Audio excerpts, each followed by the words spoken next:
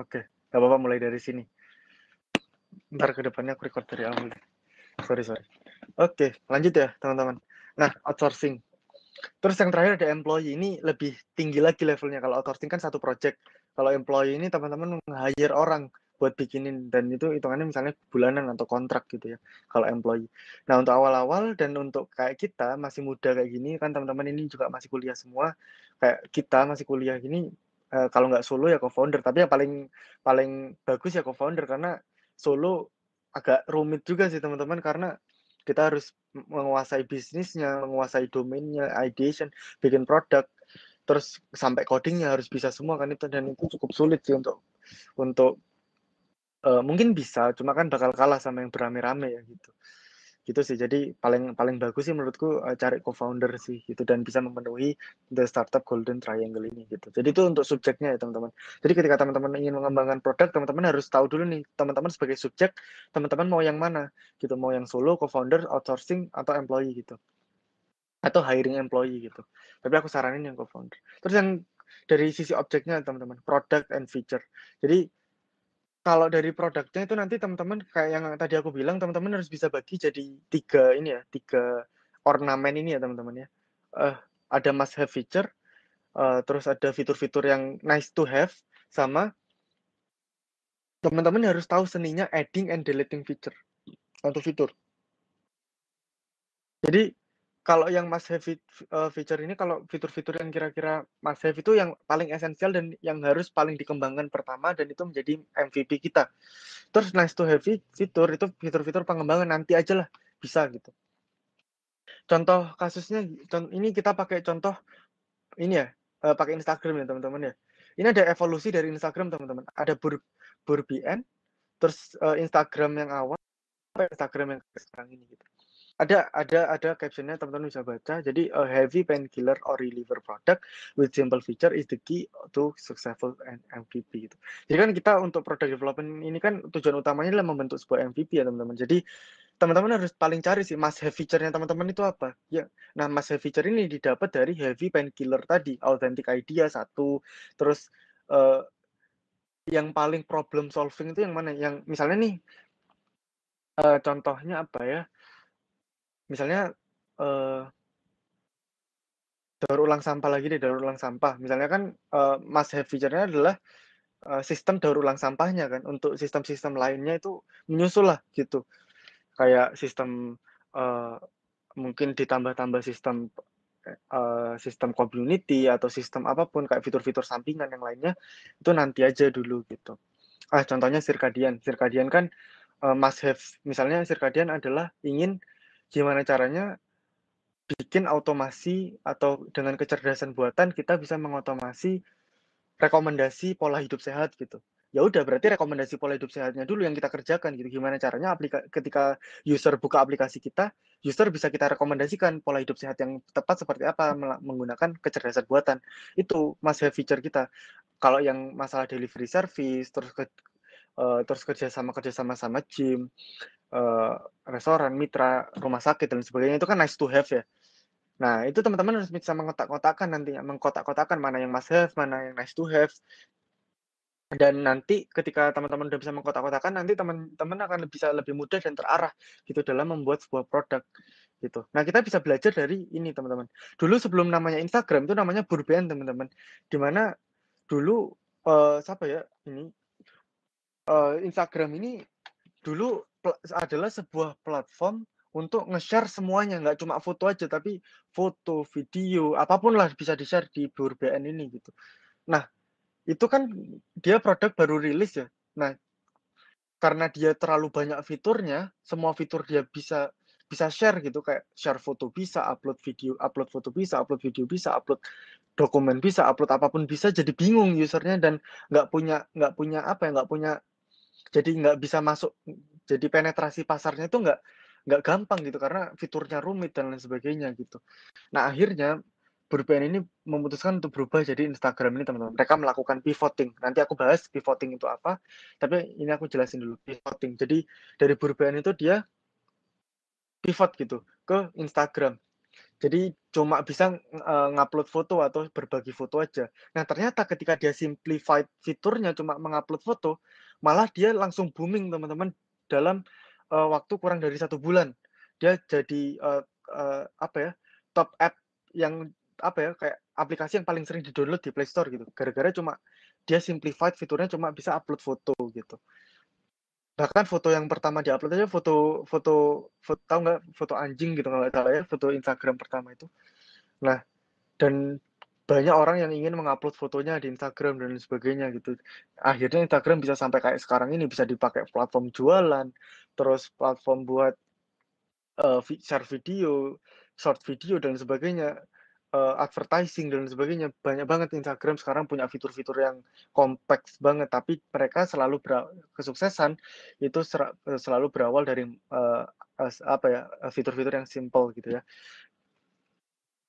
Nah, terus yang terakhir, seninya adding versus deleting feature. Jadi aduh, kok bentar, videoku mati tiba-tiba ya? Kok gelap aku nyalain lampu? Loh, oke, sorry. Tadi lampuku belum aku nyalain. Nah, adding versus deleting feature gitu. Jadi, menghapus sebuah fitur itu nggak segampang yang dikira teman-teman, apalagi teman-teman nanti bergabung dengan co-founder teknik ya, hacker-hacker gitu biasanya nih, misalnya di awal kita udah memplanning bikin fitur A gitu, oh ternyata setelah kita analisis lagi fitur A itu ternyata nice to have bukan must have gitu. Nah, nanti itu justru perang besarnya sama hacker di situ. Nah, teman-teman harus memahamkan hacker-nya bahwa terutama di sini teman-teman yang calon-calon founder, teman-teman di sini harus memahamkan hacker-nya bahwa must have feature kita itu ini, nice to have feature kita itu ini dan lain sebagainya gitu. Jadi ini nanti untuk adding versus deleting feature ini nanti teman-teman bisa baca sendirilah. Ntar aku kasih judul bukunya, teman-teman bisa cari bukunya, bisa baca sendiri banyak. Kayaknya waktunya udah mau habis juga, tinggal 30 menit ya aku next. Nah, ini untuk metodologinya teman-teman, untuk product development, nanti teman-teman bisa baca sendiri. Ini kan teknis ya, tapi aku singgung aja. Kira-kira apa sih metodologi-metodologi yang bagus buat product development itu apa gitu. Ini ada yang pertama pakai waterfall, terus ada Scrum. Nah, untuk startup aku saranin yang Scrum teman-teman. Waterfall ini soalnya dia bagus, dia terstruktur, tapi dia, repeatable-nya terlalu panjang gitu. Jadi dia harus implementation dulu, testing dulu, deployment, maintenance, dan sebagainya, baru dia ngulang ke awal lagi, requirement analysis lagi. Waterfall ini cocok buat outsourcing tadi gitu. Jadi biasanya orang-orang dengan bisnis outsourcing atau orang-orang yang menyediakan jasa pembuatan aplikasi, itu dia pakai waterfall teman-teman. Cenderung nggak mau dia pakai Scrum gitu. Jadi di awal teman-teman outsourcing atau teman-teman penyedia layanan jasa pembuatan aplikasi itu dia minta requirement gitu. Oke, misalnya klien mau bikin aplikasi apa, requirement-nya apa aja. Nah, dia list tuh si, jasa outsourcing ini. Terus dari requirement-requirement ini dia bikinlah aplikasinya sampai kelar. Nah, itu namanya dia pakai waterfall. Nah, tapi kalau kita yang startup gini dan bikin produknya incremental gini, inovasi gini kan produk kita banyak inovasi ya kayak, eee, tadinya pakai, metodologi A, terus ke depan, oh ternyata kurang bagus UX-nya kita ganti aja, eee, warnanya ganti aja, tempatnya, lokasinya, kan itu kan banyak perubahan-perubahan simultaneous gitu ya, dan secara paralel gitu kan. Nah, itu bagusnya kan pakai Scrum, karena kalau Scrum ini dia, eee, basisnya lebih detail dan ini lebih cocok buat startup kayak kita dan produk kita akan jauh lebih adaptif daripada kita menggunakan metode yang waterfall. Nah, untuk detail metode seperti apa nanti teman-teman bisa baca sendiri ya. Atau mungkin, udah sempat dijelasin ya sama lecturer-lecturer atau mentor-mentor yang lainnya ya, aku singgung aja dikit. Nah, kan yang terkenal kan 2 ini ya teman-teman, antara waterfall atau Scrum ini ya. Tapi ada teman-teman, yang lain, metodologi-metodologi yang lain yang nice to know sih menurutku, ada Rapid Application Development atau RAD, terus ada Agile, ada prototype, metodologi prototype, terus ada yang spiral juga, ini pakai 4 kuadran. Ini teman-teman bisa baca secara, apa ya, secara terpisah lah ya, baca sendiri di Google, di mana juga banyak kok, gitu. Intinya teman-teman tahulah ada 6 ya yang ini aku sebutin, tapi kayaknya masih banyak lagi sih metodologi product development yang lain. Tapi untuk startup dan untuk awal-awal ini aku sarankan teman-teman paling perdalam yang Scrum ini sih. Scrum ini teman-teman pelajari kalau misalnya teman-teman pengen bikin startup nantinya, terus teman-teman pengen mengawali, teman-teman pengen jadi CEO, itu kan teman-teman harus bisa memimpin teman-teman yang lain ya buat mengembangkan sebuah produk dan sebagainya. Nah, teman-teman harus kuasai nih Scrum nih. Biar nanti delegasi tugas atau pembagian tugas itu nanti dan monitoring tugas itu nanti jauh lebih keren dan efisien ketika kita pakai Scrum. Oke, kita udah sampai metodologi, nanti bikin produk sesuai sama metodologi ini dan sebagainya. Oke, produk udah kelar. Berarti ini udah kelar ya gitu. Apakah ini udah akhir dari sebuah perjalanan yang tadinya katanya panjang ini? Tapi ternyata tidak, teman-teman. Cenderung orang lain membuat sebuah produk dan nggak tahu ilmu, nggak terlalu dalam terkait ilmu bisnis dan startup, mereka cenderung merasa mereka gagal ketika mereka selesai membuat produk, terus produknya nggak laku. Mereka kayak, aduh, produk udah kelar, nggak ada yang mau nih. Aku gagal ya berarti. Nah, tapi ini aku sampaikan ke teman-teman, kalau misal bahwa ketika produk kita kelar, itu cuma awal dari sebuah journey, teman-teman. Karena journey yang asli itu adalah ketika produk teman-teman udah jadi MVP, teman-teman udah jadi, itu jadi sesuai yang aku bilang ya teman-teman, product development itu adalah repeatable and continuous proses gitu. Jadi proses secara terus-menerus gitu. Jadi orang-orang yang udah sukses, startup-trainer yang udah sukses kayak orang-orang terkenal yang udah aku sampaikan kayak Jack Ma, Warren Buffett, Facebook dan sebagainya itu mereka udah tahu ilmu ini teman-teman karena mereka merasa ketika produk mereka jadi itu adalah awal dari sebuah proses gitu. Jadi dulu kan Mark Zuckerberg pernah bilang tuh, dulu sebelum dia bikin Facebook, dia bikin game system, chat system dan lain sebagainya. Dia kembangkan terus sampai dia muncul sebuah Facebook gitu. Itu kan terkenal ya, banyak videonya di TikTok di mana itu dia ada nggak sih dia bilang gitu di salah satu press conference-nya dia gitu. Nah, di sini teman-teman harus juga pahami bahwa ketika produk teman-teman selesai itu adalah sebuah awal yang baru atau awal dari sebuah journey kita berstartup gitu. Nah, karena dari awal sampai seterusnya ini teman-teman harus menerapkan ini. Kalau teman-teman udah memahami, ada namanya pivot teman-teman. Jadi kan tujuan utama dari startup tadi kan harus agile ya. Dari kemarin-kemarin juga aku bilang bedanya startup sama yang lainnya adalah agile dan sebagainya. Jadi harus lincah lah ya, harus startup dan harus adaptif gitu. Dan kalau pengen adaptif harus lincah karena perkembangan zaman, teknologi dan sebagainya itu terus bertambah dan sebagainya. Makanya ada namanya muncul move fast setelah think big, start small, keep moving sampai movingnya itu harus move fast, harus cepat geraknya.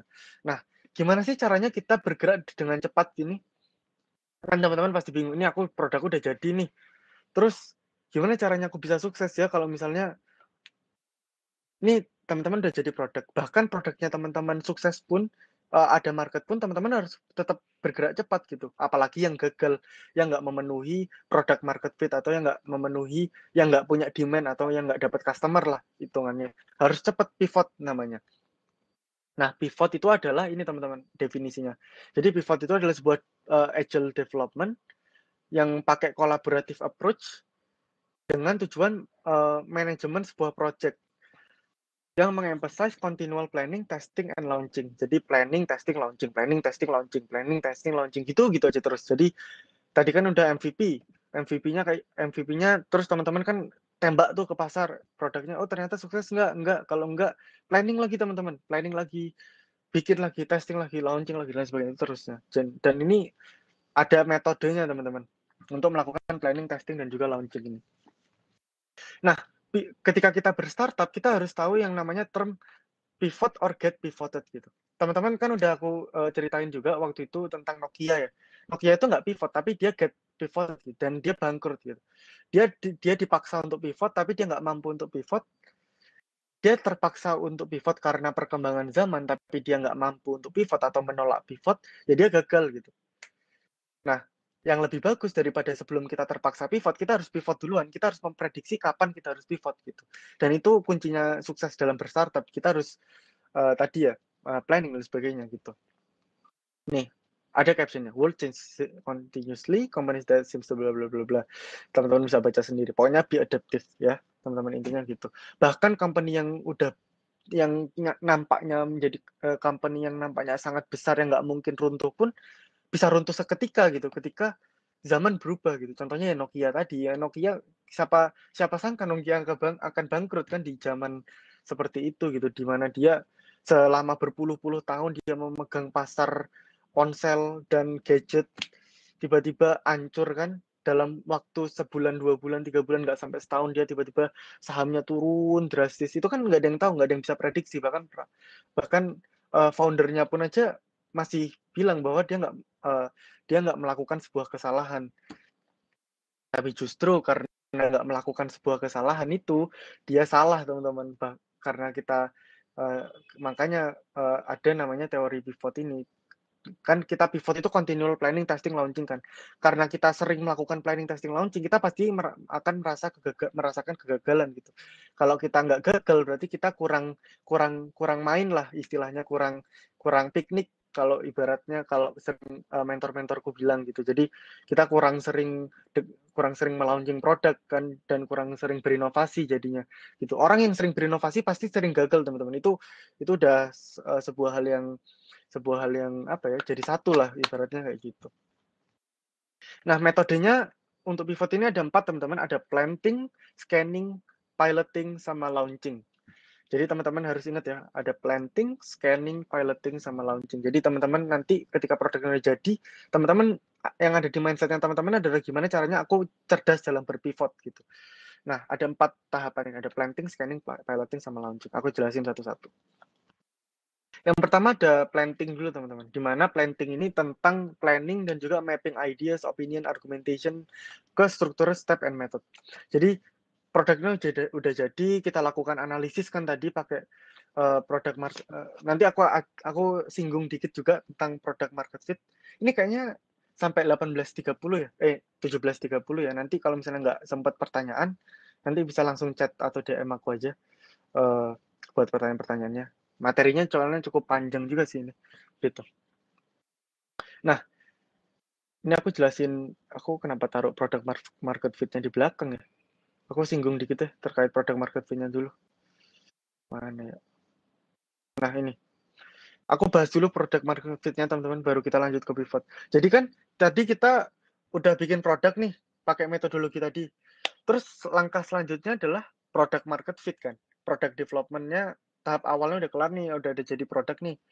Tapi product development secara keseluruhan kan tadi continuous sama repeat ya. Jadi kayak nggak selesai-selesai gitu. Jadi itu mindsetnya harus dipegang dulu sih, biar nggak salah kaprah. Takutnya produknya jadi udah kelar tuh product development-nya. Enggak. Product development itu seumur kita bikin startup, kita mengembangkan produk, selama produknya ada, itu product development terus berjalan, teman-teman. Itu mindsetnya ya. Nah, setelah produk awal kita jadi nih, MVP kita jadi, target utama kita adalah mencari product market fit. Nah, product market fit ini bisa dicari lewat ini, building, measure, learn. Jadi product market fit itu kalau misalnya teman-teman hoki nih, produknya jadi terus pasar langsung suka, ya alhamdulillah gitu ya, syukur gitu, puji Tuhan. Tapi kalau misalnya seandainya teman-teman launching produk tapi produknya gagal, nggak ada market yang mau gitu, atau nggak mencapai product market fit-nya, ya ini yang dilakukan ini, build, measure, learn gitu. Jadi setelah build kan tadi kan udah measure ke pasar. Nah, pasarnya kok kenapa pasarnya nggak mau dan sebagainya, ya learn, dipelajari kenapa kok pasarnya nggak mau, terus bikin lagi produk yang baru gitu. Dan ini iteration ya, teman-teman, jadi terus menerus. Jadi kuncinya startup ya konsistensi, harus terus-terus. Kalau teman-teman berhenti ya sudah, selesai, kelar gitu. Nah, untuk build ini kita pakai pivot metric biar cepat. Kan pivot tadi agile ya. Kalau teman-teman nggak pakai pivot ya juga bisa gitu. Itu sih.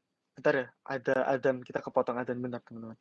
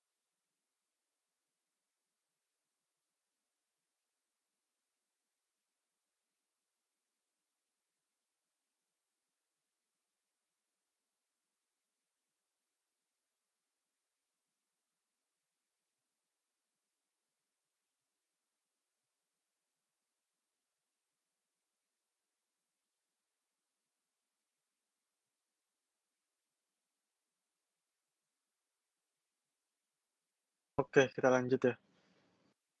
Materi ya, minta materi ya, boleh boleh. Entar ngirimnya lewat apa ya tadi ya? Entar deh, coba di akhir ya. Nah, tadi kan, apa, product market fit itu bisa dicapai dengan pakai lean iteration ini ya. Ini sebuah metode yang dibuat Eric Ries di dalam bukunya Lean Startup, tuh buku sangat terkenal sekali dan banyak dipakai orang-orang berstartup ya. Dan kalau misalnya kalian nanti ikut inkubasi atau apapun ya, ya pasti dapat materi tentang Lean Startup lah kebanyakan. Karena itu sebuah fundamental sih yang cukup bagus juga. Nah, ini ya, build, measure, learn. Jadi, bikin produknya, terus launching, terus lihat, respon customer gimana, bisa secara kualitatif, kuantitatif. Nanti teman-teman search lagi lah, kualitatif sama kuantitatif itu gimana untuk measure-nya dan sebagainya. Terus habis dari hasil data tadi di-measure, kita belajar dari sana dan kita membuat produk yang lebih baik untuk kedepannya sehingga nantinya tercapai product market fit gitu ya, teman-teman. Nah, untuk yang pivot metric yang akan aku bahas habis ini, yang tadi sempat kusinggung sebelum ini, itu di-build ya teman-teman. Jadi gimana caranya kita mencapai sebuah, apa ya, kita mencapai gimana caranya kita bisa bikin produk dengan cepat dengan, pakai pivot metric ini gitu ya. Nah, about pivot dikit teman-teman. Kok about pivot sih? About pivot apa about PMF ini? Oh, ini about PMF teman-teman. About PMF kayaknya kebalik deh ini tadi. Jadi about PMF itu kapan kita menemukan PMF? Kapan kita menemukan product market fit itu, teman-teman? Ketika kita udah nggak punya, komentar negatif ya. Ini tulisan dari bukunya Eric Ries kalau nggak salah ya. Eee, nih, "When your client no longer have negative feedback, find it easy to use and think it's valuable enough to use." Jadi value-nya udah dapet, gampang dipakai, terus negative feedback-nya udah nggak ada dari klien, nah itu udah dapet PMF udah, teman-teman. Tinggal gimana caranya kita ke tahap selanjutnya, nambahin traction, nyari, customer retention, nah itu nanti kita bahas selanjutnya lah. Nah, ketika teman-teman udah dapat PMF, teman-teman akan lakukan scale up ini. "Now it's time to get work building your product even more successful." Jadi ditambah-tambahin fiturnya, diperbaiki efisiensinya dan lain sebagainya, di-scale up produknya. Tapi apakah ketika kita men-scale up produk, kita berhenti melakukan product development atau mencari PMF? Enggak, teman-teman. PMF sama product development itu long life learning lah ibaratnya. Jadi kan pasar itu bergerak terus, teman-teman. Jadi teman-teman harus aktif mengidentifikasi kebutuhan pasar sih gitu. Jadi itu salah satu hal yang penting yang harus teman-teman pahami. Jadi don't stop, keep it as an iteration. Jadi itu terus-terusan kayak gitu ya. Jadi ketika teman-teman merasa, "Oh, aku udah dapat PMF nih, udah dapat product market fit-nya nih." Tapi ternyata teman-teman berhenti sampai situ, teman-teman nggak identifikasi lagi product market fit, nggak lakukan terus PMF ini, ya ini, you might not realize that the dogs aren't eating the dog food anymore. Jadi ketika teman-teman, eee, merasa bahwa produknya teman-teman nggak laku, teman-teman udah terlambat menyadari bahwa tadinya customer teman-teman yang suka sama produknya teman-teman udah hilang semua gitu, udah nggak ikutan sama teman-teman karena teman-teman nggak adaptif gitu.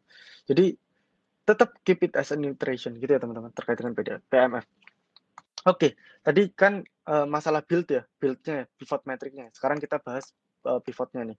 Nah, pivot tadi kan ada 4 ya, ada planting, scanning, piloting, sama launching gitu. Nah, untuk planting itu teman-teman harus tahu, harus planning dulu, planning, mapping, opinion, semua argumentasi dari analisis-analisis PMF tadi, "Oh ternyata produk kita kurang ini, oh ternyata produk kita kurang ini," dan sebagainya dari analisis tadi, dan interview dari customer mungkin atau dari apapun dalam bentuk analisis. Nah, hal yang teman-teman lakukan adalah planting dulu. Kira-kira titik poinnya teman-teman sekarang, titik pivotnya teman-teman ini sekarang di mana? Misalnya, eee, aku misalnya Circadian launching dengan fitur A, B, C, D gitu ya, ada 3 fitur, A, B, C, D. Oh ternyata fitur A kurang gini, fitur B kurang gini, fitur C kurang gini. Nah itu teman-teman catat tuh, pivot point-nya teman-teman catat. Terus teman-teman mapping dan planning argumen, kan tadi kan ada analisis ya, kurang gini, kurang gitu, dan sebagainya. Nah, yang kurang-kurang ini mau diapakan? Nah, itu teman-teman planning dulu. Habis, planning, teman-teman mapping juga. Nanti mapping itu di sini nih, ada di zona-zona ini, nanti teman-teman belajar. Nah, di planning dulu deh, di planning visinya di mana nih, di gambar yang pertama di sebelah kiri, misalnya pivot point kita di sini, yang fitur-fitur kurang tadi di sebelah sini, terus visi kita di sebelah sini. Nah, cara kita untuk mencapai ke sana itu gimana gitu? Cara kita mencapai ke sana itu gimana? Nah, itu di planting itu di sana, teman-teman. Jadi, eee, apapun opini dari customer, apapun dari argumentasi dari tim pengembang, apapun yang dibutuhkan itu kita planning dan mapping ideas-nya untuk mencapai ke titik pivot ini. Nah, mapping yang dimaksud adalah ini, teman-teman. Di pivot itu namanya ada stagnation zone, comfort zone, stretch zone, sama panic zone. Nah, yang bagus itu adalah stretch zone. Jadi, teman-teman ketika melakukan pivot, teman-teman harus kayak kayak gerusa-gerusu gitu loh, teman-teman. Kayak apa ya, kalau misalnya nih kayak gru semi-semi gerusa-gerusu gitu loh, kayak gercep lah kayak ketika, gerak cepat. Jadi itu di stretch zone. Jadi teman-teman bakal ngerasa ke-stretch sih ketika teman-teman melakukan pivot dengan cepat gitu ya, kayak, "Oke, kemarin produknya kayak gini, kita akan ubah seperti ini." Ini kan banyak planning tuh yang akan dilakukan dan sebagainya, timeline-nya dipepetin dikit-dikit. Nah, itu bagus tuh di stretch zone. Tapi kalau teman-teman, planting-nya di comfort zone kayak tipis-tipis, dia kan, ke kanan kan time ya teman-teman ya, ke kanan time, ke atas growth. Jadi semakin semakin ke kanan, semakin, apa ya, semakin datar grafiknya itu kan semakin lama waktunya ya. Itu itu nggak baik juga teman-teman, comfort zone terlalu terlalu santuy-santuy itu juga nggak baik di startup, karena ketika kita udah launching produk pertama kita, itu kompetitor juga bermunculan, dan kalau kita nggak agile, nggak cepet, itu kita juga dihajar gitu. Nah, tapi kalau terlalu cepet, kita terlalu panik, itu juga nggak bagus. Ini makanya kita perlu me-mapping dengan baik. Nah, terlalu panik itu juga nggak baik, kayak misalnya, wah, ternyata nggak dapat product market fit nih. Besok, ayo kita bikin produk yang kayak gini gini gini nih, harus kelar 3 hari, 2 hari. Itu juga nggak bagus, teman-teman. Itu namanya masuk ke panic zone. Itu udah ada teorinya juga. Jadi yang paling bagus itu adalah di stretch zone, di mana teman-teman merasa ini gerak cepat dan viable, dan juga nggak terkesan buru-buru untuk dilakukan, gitu. Nah, comfort zone tadi terlalu lama ya, itu jelek juga. Apalagi stagnation zone, teman-teman nggak melakukan apa-apa dari pivot aksisnya gitu. Teman-teman malah malah menurun kan, kayak nggak ngapa-ngapain, dibiarin, itu juga malah jelek gitu. Dengan seiring berjalannya waktu ya, teman-teman malah turun kan, ini ada plateau, pivot aksis ini kan di plateau. Kalau di decline itu ya masuk ke stagnation, itu di decline ya, produknya teman-teman hilang aja di gerus zaman akhirnya gitu. Itu planting, teman-teman. Udah ya, paham ya planting ya. Selanjutnya scanning. Setelah teman-teman melakukan planning dan mapping idenya teman-teman di fase planting, teman-teman akan melakukan scanning dulu, harus dilakukan scanning dulu. Scanning ini berfungsi untuk researching sama exploring. Apakah step dan metode yang dilakukan yang dibuat di planting itu udah viable dilakukan atau enggak gitu. Apakah, apakah pengembangan-pengembangan atau tujuan-tujuan itu udah memang benar-benar membuat produk kita lebih baik atau enggak gitu. Jadi kita scanning dulu nih teman-teman nih, di-scan nih, area-area ini di-scan, viable enggak, valuable enggak, tadi viable ya, viable, bisa dilakukan atau enggak. Apakah jangan-jangan dengan pivot kita ke gitu malah kita nggak bisa melakukannya, malah kita, malah berhenti di tengah jalan gitu, kena kena ranjau atau kena apapun, nanti bisa nggak sampai di tempat tujuan gitu. Nah, ada lagi valuable-nya. Apakah kita udah ke arah yang benar gitu? Pivot kita udah ke arah yang benar, itu teman-teman scanning semua, researching dan exploring. Ya bisa lewat Google, lewat apapun lah, lewat customer interview lagi dan sebagainya gitu. Pokoknya scanning, research dulu. Apapun yang kita plan dan mapping itu harus dalam research gitu. Kita cari dulu lah di, eee, apa, kebenarannya gimana. Terus yang ketiga adalah piloting, teman-teman. Piloting itu adalah testing and experimenting. Dan ini nggak ada hasil ya, teman-teman, ini bisa gagal gitu. Karena contohnya kita udah belajar mobil, kita udah nyetir mobil se se 10 tahun misalnya, ya tetap bisa nabrak juga kan gitu. Ini sama, kita udah planning mateng-mateng, kita udah research matang-matang, tapi pas kita jalanin, pas kita testing, ada aja cobaannya, ada aja, gangguan-gangguannya. Ya ini kayak gini, kayak naik turun, ada ranjau-ranjau, ada apa ya, ada checkpoint-checkpoint yang harus dilalui dulu dan sebagainya. Itu lewat testing dan experimenting, dan itu emang sebuah hal yang wajar. Makanya kenapa pakai pivot, itu biar cepet, kita mencoba-coba hal barunya gitu, untuk dalam rangka mencapai product market fit. Nah, di sini ada, keterangan teman-teman, 3 stage pertama, yaitu, eee planting, scanning, sama piloting itu harus dilakukan secara iterasi sampai teman-teman menemukan PMF-nya tadi teman-teman. Baru teman-teman launching. Skyrocket your product itu main produknya gitu. Terus yang terakhir ada lead cooperating and coordinating pivot with startup member. Ini untuk teman-teman ini ya, CEO dan kawan-kawannya. Jadi pivot itu nggak cuma personal pivot teman-teman, tapi startup pivot. Jadi kita harus berhasil meyakinkan dan kita harus satu persepsikan seluruh komponen yang ada di startup ini harus punya satu visi yang sama gitu. Kalau tujuannya di sini gitu. Nggak jangan CEO-nya ke sini atau CEO-nya ke sini atau hustler-nya ke sini, hacker-nya ke sini, hipsternya ke sini ya nggak nemu-nemu gitu growth-nya. Jadi tujuannya harus sama. Tujuannya harus sama, ke sini gitu semuanya. Jadi nah itu pentingnya lead ya di sini ya. Cooperating and coordinating pivot with startup members. Jadi harus satu persepsi semua. Karena ketika kita satu persepsi itu lebih kenceng aja ntar bikin proses pivotingnya gitu. Oke, kita next. Tadi udah ya. Ini about pivot. Jadi kapan sih durasi pivot dilakukan itu nggak menentu ya teman-teman, kondisional, tergantung apa yang kita pivotin gitu. Kalau pivot satu fitur ya lebih cepat daripada pivot satu aplikasi gitu. Tapi intinya pivot dilakukan dalam rangka mencari product market fit tadi. Terus ada timing. Timing ini nggak menentu juga. Pokoknya just keep in mind kalau misalnya kita harus agile lah jadi startup trainer. Kalau misalnya jadi kalau misalnya kita nggak nemu PMF, kita nggak nemu customer ya dirombak gitu, agile aja gitu. Jangan termakan idealisme kita, jangan termakan sama kita langsung merasa bahwa kita gagal dan sebagainya gitu. Tapi anggap itu adalah sebagai pelajaran. Pakai teorinya Eric Ries tadi, build, measure, learn. Ada kunci learn-nya kan di situ. Dipakai pembelajaran aja. Sehingga kita bisa membuat produk yang jauh lebih bagus nantinya gitu. Dan itu dilakukan as a iteration ya teman-teman. Jadi terus lakukan. Scanning, pilot, terus sampai kita bisa lanjut ke next. Oke, kita udah sampai ke conclusion teman-teman. Kayaknya waktunya pas juga, kita 2 jam, nggak kerasa juga ya. Jadi dari segala intinya adalah think big, start small, and move fast. Itu adalah sebuah rangkaian product development yang akan kita lakukan dalam melakukan startup, dan semoga dengan melakukan itu kita bisa mendapatkan sebuah produk yang sukses gitu. Dimana think big itu tentang ideation proses, start small itu tentang actionnya gimana, sama move fast itu tentang implementing pivot tadi. Terus yang adalah do it as iteration. Jadi semua think big, start small, move fast, dan sebagainya itu do it as an iteration. Dan jangan pernah berhenti. Kalau misalnya teman-teman yang bergelut di dunia startup, ya teman-teman akan lakukan terus gitu. Sampai teman-teman mendapatkan PMF-nya teman-teman, product market fit-nya teman-teman. Ketika udah dapat PMF, kita akan lanjut ke next operation. Entah itu ningkatin traction, customer retention, dan lain sebagainya. Lanjut-lanjutan di bawah dari product market fit tadi kan masih ada banyak di tahap operation.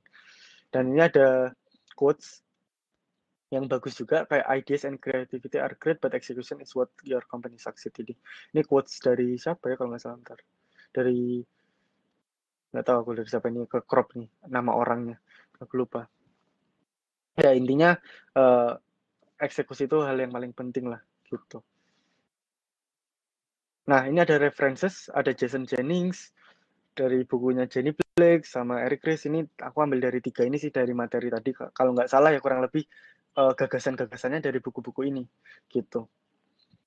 Tapi kalau misalnya nanti ada yang kurang atau ada yang kelebihan aku memberikan informasi dari buku ini, ya mohon diambil baik-baiknya aja gitu. Tapi apa ya, sepertinya dan aku bisa, dan kayaknya ya itu udah sebenar-benarnya benar sih yang aku tuliskan di sini, dan semoga bisa bermanfaat buat teman-teman semua gitu. Jadi semoga teman-teman yang udah dengerin di sini bisa ngambil baik-baiknya ilmunya, dan nanti ketika teman-teman nanti mau membuat startup itu nanti akan jauh lebih mudah dalam menjalankan gitu. Itu aja sih dari materi hari ini ya.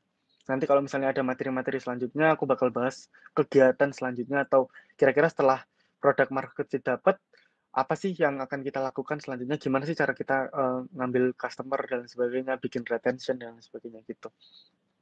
Nah teman-teman kalau misalnya nanti mau tanya-tanya karena waktunya udah habis, bisa langsung lewat Instagramku aja teman-teman ya, di DM aja akunya, bakal aku bales. Atau teman-teman yang mau, aku ada soft copy-nya ketiga buku ini, kalau teman-teman yang mager buat beli, pengen baca soft copy aja, aku ada, nanti bisa DM aku aja, ntar aku kasih link G Drive-nya gitu di Abida NP-nya. Oh ya, teman-teman kalau misalnya mau follow startupku juga ada di circadian_id itu juga aku bakal terima kasih banget sih. Mungkin itu aja sih dari aku. Makasih udah menyempatkan di hari libur-libur ini. Semoga teman-teman yang mendengarkan ini calon-calon orang-orang sukses juga. Karena materinya udah selesai, kita tutup ya teman-teman lewat doa, karena tadi kita mulai dengan doa, kita doa sesuai kepercayaan masing-masing, doa bisa dimulai.